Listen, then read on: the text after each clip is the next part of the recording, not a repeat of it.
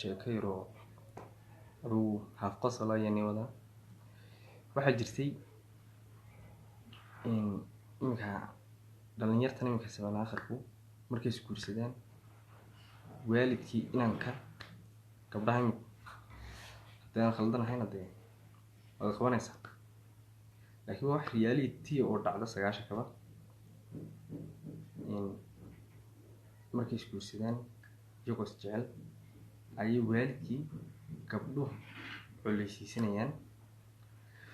waalidku markuu weynaado deebuska la jecladiisa iska farabadan isla markaana buuq bilaamayo way karahaysaa gabadhiyo islaantii iyadoo la karahsanin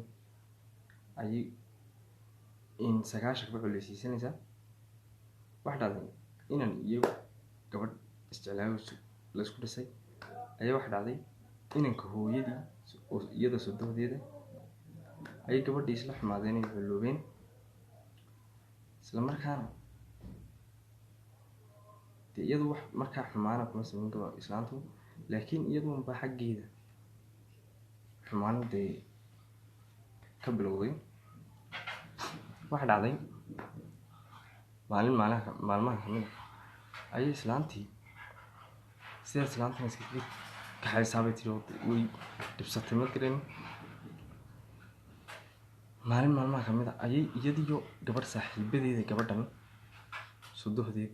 u shireen waxay nici jirtay markaa shaaha sanjabiilka lagu daro oo sanjabiilka deerkasa aday arag way ka xanaaqaysaa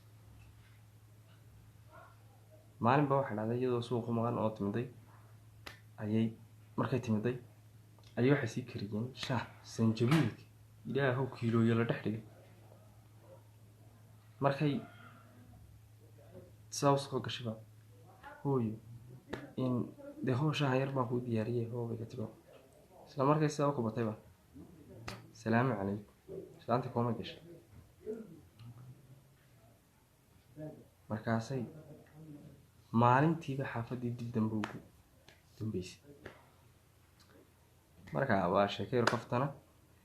in laakiin waa reality waa dhacda wax dhaca gabdhaha imikana waxaan leeyahay hooyadiina labaad weeyaan dhowrta waana salaamayaa asxaabta meel kasta joogtaan fadlan haddii channelka ku cusub tahay loobin subscribe like and share comment welcome channelka naga daawanaysan waa Bomboy wad mahadsantiin